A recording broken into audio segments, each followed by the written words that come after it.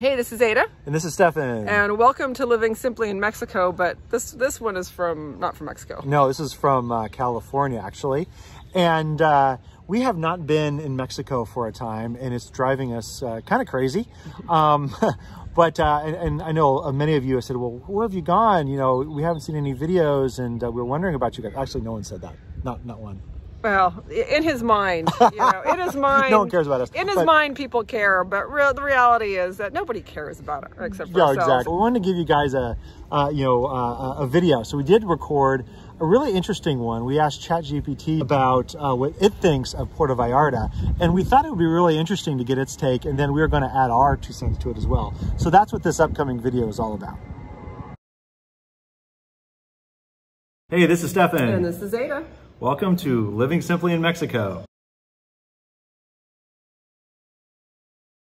I'm a technical geek. I've been having fun with ChatGPT, and so I did subscribe to ChatGPT 4.0. And I use it for all kinds of things. The one thing I wanted to ask it, what are your top 10 opinions about Puerto Vallarta, like strong opinions about Puerto Vallarta?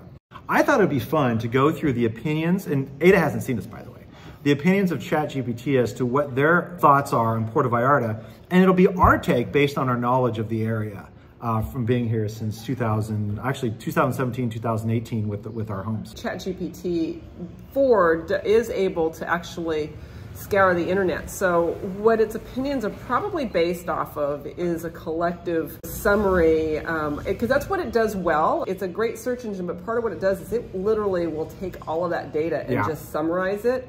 Sometimes their summaries are a little too broad, which is why you want to take everything with a bit of grain of salt, because you will miss some of the deeper sort of the nuances. But to Ada's point, what it does is it pulls basically the internet sentiment about things as their knowledge. So let's get started, right? Yeah, let's see. I'm curious. Top 10 opinions about Puerto Vallarta. Breathtaking scenery. Puerto Vallarta boasts stunning landscapes with the Sierra Madre Mountains providing a dramatic backdrop to the beautiful beaches.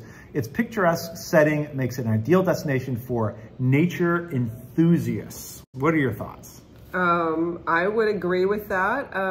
Everybody, beauty is in the eye of the beholder. So, there is different types of beauty here. If we're talking natural beauty, I think the fact that there are beaches, there's jungle, there's rivers, that really provides a unique just setting to be able to enjoy things. So, some of that has been taken over, by development, and that can be interesting to some people, or it can be a turnoff to others.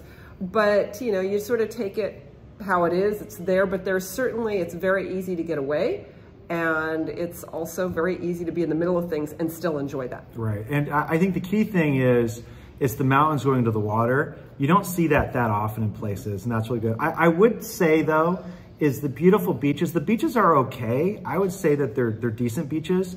On the Gulf side of Mexico, I think when there's not sargassum or the seaweed that comes in, they probably have the white sand, beautiful beaches, the water's cleaner, you can see down into it. So I would give definitely the beaches to the Gulf side when there's not the seaweed coming in, and that's a big thing because they're having big problems with that right now. Right. Yeah.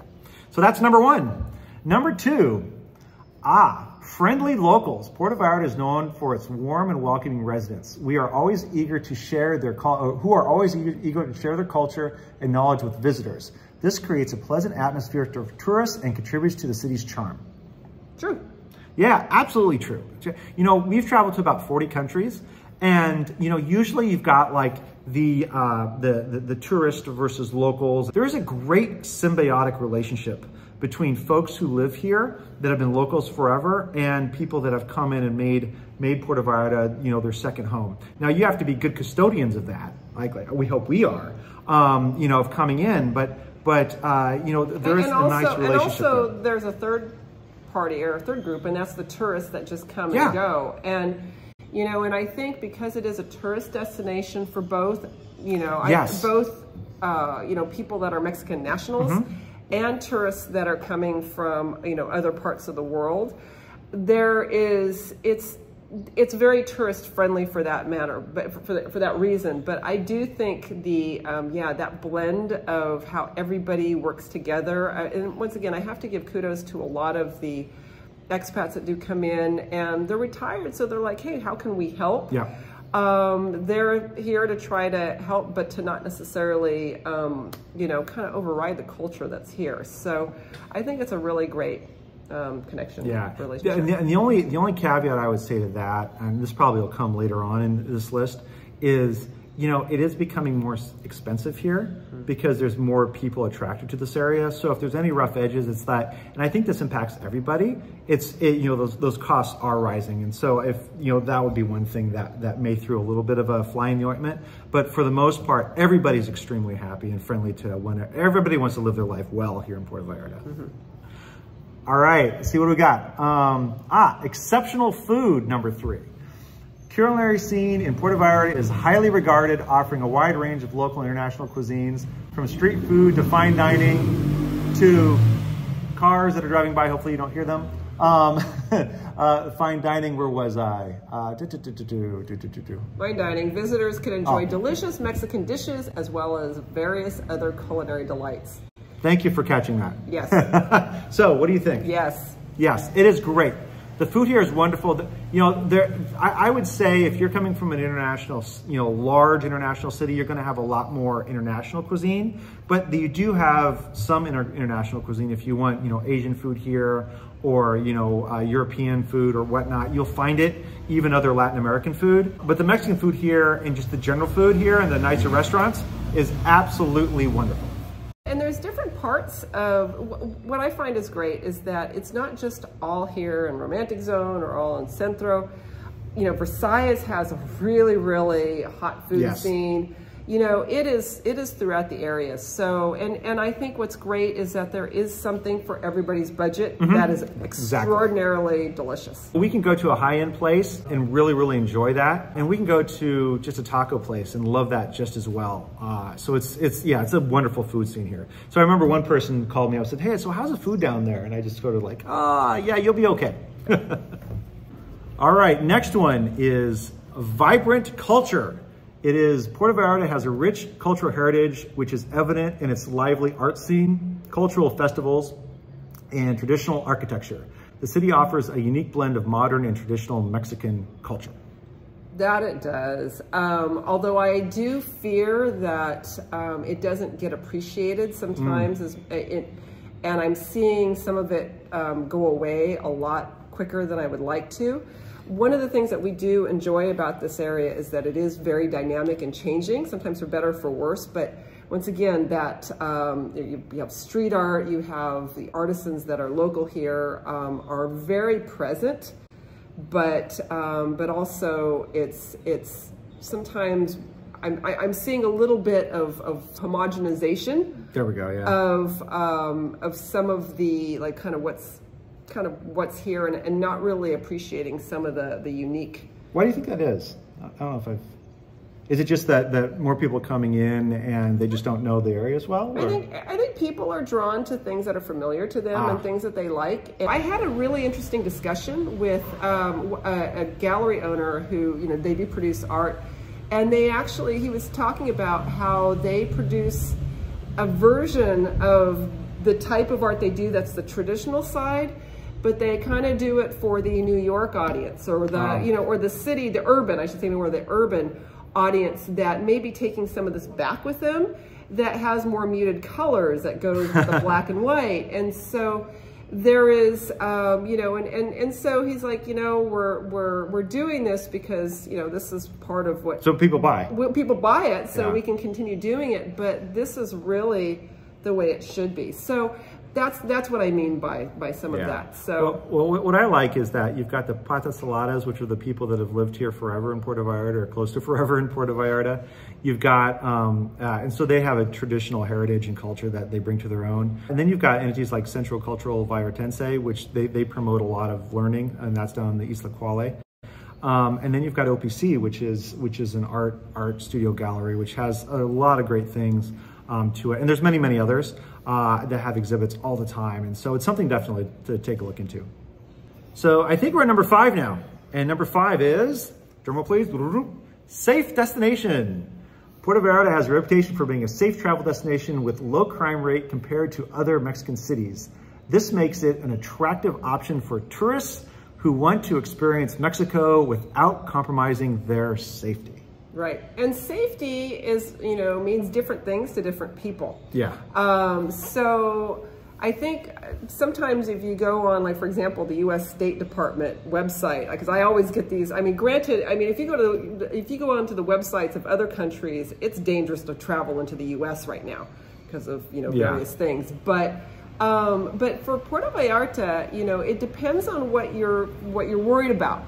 If you're worried about, drugs and that sort of thing, you know what? If you're not doing drugs, if you're not seeking that out, if you're, not being, crazy drunk at 3 a.m. and stumbling around and, getting yourself into trouble, like any other place, you're gonna be fine. I feel very safe here. I feel very safe having my daughter walk around by herself. I don't have any fear of that. Yeah. The most dangerous thing that's here, we've kind of mentioned it before, 2 things. One are sidewalks that end suddenly. So your ankles, watch those ankles of yours. So don't text and walk and look up at the same time. Stop and then enjoy the scenery. So you don't end up, spraining or breaking an ankle. And second thing, just look both ways when you cross the street, because crossing the streets can require a little bit of speed. So you've got to be a community ambulator to sometimes get across those, says the physical therapist. And timing. Yeah, well that's, and being able to time it and know which cars you can walk in front of and they're going to stop. By the way, taxis are good cars. Yeah, they usually stop for you, actually, to let you walk in front of them. But yeah, and just to underscore that point is, Puerto Vallarta, any town its size that has the tourist level like in the United States or larger, Puerto Vallarta is as safe, or most likely safer. They really care about Puerto Vallarta and making sure that tourism is thriving here, and so they can make it as safe as possible, in the community. So you can't beat that. And to Ada's point, the biggest concern that I have is that I fall and break something going off a ledge, seriously, or get run over, right? Trying to jump in front of a car and I wasn't looking. And we walk in the middle of the street all the time. So, there's a car coming from behind, around the corner, something, motorcycle comes. So it's really about, take the AirPods out. Yes. Don't be on your phone. Just be aware of your surroundings. One more thing I want to note is that sometimes there are like, female travelers, and especially female travelers traveling alone. If I were a female traveler, and I'm here by myself, you're not here yet, I feel very, very safe here. I've never felt uncomfortable being around. Now, it might be that I'm 6 feet tall and I'm intimidating, but no, I actually, I feel very, very, very safe here as a female, sort of in the area by myself. So anyways, just kind of something to note for those in that group. Very good. All right. Number 6, diverse activities. Puerto Vallarta offers a wide range of activities for tourists, from water sports and outdoor adventures to cultural experiences and vibrant nightlife. This ensures that there is something for everyone to enjoy.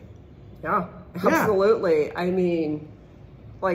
There is something to do. If you don't have any money and all you want to do is go urban hike and explore, lots to do there, free. Yeah. If you want to go and enjoy top cuisine and food and eat, that's there. If you want to go to the beach, that's there. If you want to zip line, that's there. Yeah, the only thing I would say is, and I think in our previous episode we talked about the age range that are on our video, the watch our videos. The videos is basically 35 plus, right? 35 to 70 plus. And what I would say is, if you're a family traveling with children, you're good. But if you're like in your early 20s, and you're probably not watching this, by the way, but if you're like in your early 20s to 30, and you're looking for like I guess to say a hot single scene? A hot single hetero scene, right? Yeah. Then you're not going to find a whole lot there. There are a couple bars, but that's not. There's a thriving gay scene here. There's a thriving gay scene in Puerto Vallarta. So any age for that scene is pretty thriving. But that's one thing. So if you're in that the hetero 20 to 30 whatnot scene, there's not much here in Puerto Vallarta, but Sayulita, right? I find that going up north is where a lot more of the youth is headed, I think that's probably where you're going to find kind of more of that interesting scene, which is why I think like we don't go up there to Sayulita as much, right? Because I'm up there and I'm like, I'm feeling a little bit like I'm past this. Past this, yep. but I've been there and it's wonderful. But anyway. So hopefully, age, gender, whatever. Hopefully, no offense to any of that sort of stuff. We're just kind of saying it as we see it. All right, and speaking of such, as we referenced our other one, the thriving LGBTQ plus community in Puerto Vallarta is known for its progressive attitude towards the community, making it a popular destination for travelers. The city has a dedicated neighborhood known as Zona Romantica. I don't know, it's kind of weird. And given that we're in June and it's Pride Month, we really wanted to get a more, more clear answer than what we had previously put in Mexico. Because I don't know about you, but since we've been up in the United States, the LGBTQ plus community, there's a lot going on. So we wanted to have a really good answer to this one. What was interesting about ChatGPT's comments were that, this was exclusive area for the LGBTQ community down here in Puerto Vallarta. The only thing I would say is obviously it's a thriving community. It's as thriving as the Castro in San Francisco or Provincetown over in Massachusetts. So that's absolutely the case. The one thing I would say though is it's a very inclusive community. So it's not LGBTQ plus placed exclusively for folks that are LGBTQ. It's not. We're straight people, and it's very inclusive, and we really enjoy it there. So that's the one thing I thought that really it caught me off guard when we had when we got the questions from ChatGPT. Any comments on that, Ada? Well, I think you're over-explaining stuff, but I think your concern was basically that it was the designated area. Yeah, the designated area. Yeah, a designated area seems like everybody else is roped off. That was basically the gist of it. Yeah, and it really it's not a roped off area. It's really a hey, everybody's welcome of all. Yeah, Puerto Vallarta is an extremely inclusive area of every shape, size, form. Local expat, LGBTQ, whatever it is, and so that's why we love it in Puerto Vallarta so much, and that's why it kind of caught me kind of weird when it said exclusive or area. Designated area. Yes.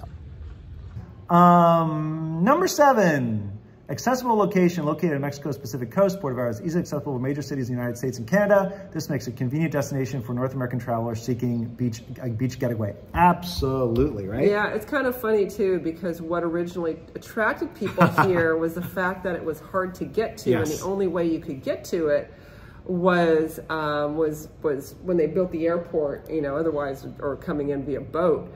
So times have changed. There is a highway that they've been working on between Guadalajara and here that I think there's one little piece that's still, I don't know how many years they have yet to finish that little bit, but the roads are getting easier from that perspective, and there's multiple flights to get you here. Yeah, they're expanding their airport. The airport is super busy. More direct flights to the United States. As mentioned, the road for local tourists driving in. As well as, even people on cruise ships, right? There's just a ton of cruise ship activity if you want to just stop by for a day on that. But yeah, arguably we don't get the Puerto Vallarta experience, but it's a good way, kind of a sampler to come and at least see the city. And one thing I want to say is that for those that actually kind of wish you had a little bit of the olden days where it wasn't as accessible, there still is accessibility to that, and go take a day trip to Yalapa. Yeah. And or kind of that gives you a little bit more of that that feeling of just having a place that really is accessible only by water. Next one. Ooh, this could be a little third rail one here. Sustainable tourism efforts. Puerto Vallarta has been working to improve its sustainability initiatives, promoting eco-friendly practices and responsible tourism. This is reflected in the growth of ecotourism and environmentally conscious businesses throughout the city. That's mixed. That's mixed. I would say that's very mixed. I mean, you know, you do have people, they have a lot of people here that care about the environment. A lot of people that we work with, you know, on the Isla Quale care about it. A lot of businesses do give back to the community and try to create sustainable way and, you know, and giving back to nature. But at the same time, there's people here that are trying to make money, right? And obviously that's number one priority, to make money. And if they can be sustainable after that, you know, yes, but you'll see a lot of, you know, new places popping up, new condominiums, new resorts, all that sort of stuff.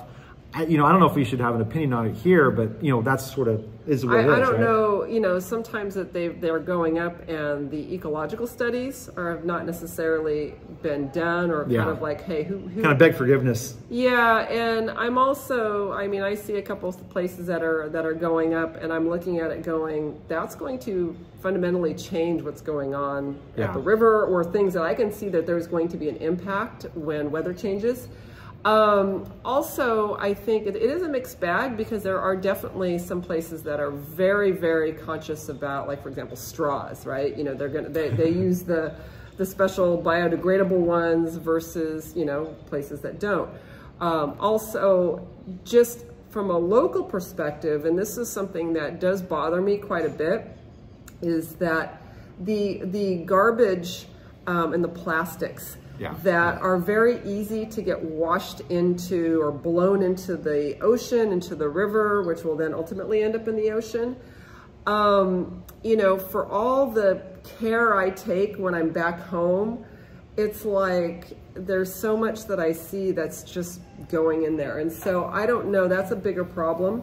But it definitely is, you know, when you take a look at how many people are around, how much trash is being produced, if the trash is not being picked up because the infrastructure or the city is not able to, you know, handle putting it all on their trucks and taking it away, it's going to end up, unfortunately. And you know, that's a global problem. It's not just specific to Puerto Vallarta.